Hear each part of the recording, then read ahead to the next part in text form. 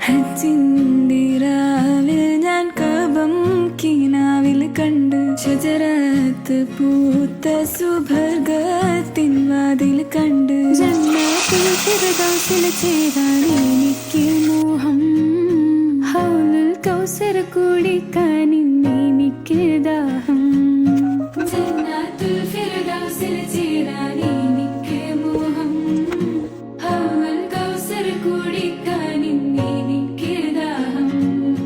ഹജ്ജിന്റെ രാവിൽ ഞാൻ കഅബം കിനാവിൽ കണ്ട് ഷജറത്ത് പൂത്ത സുബർഗത്തിൻ വാതിൽ കണ്ട്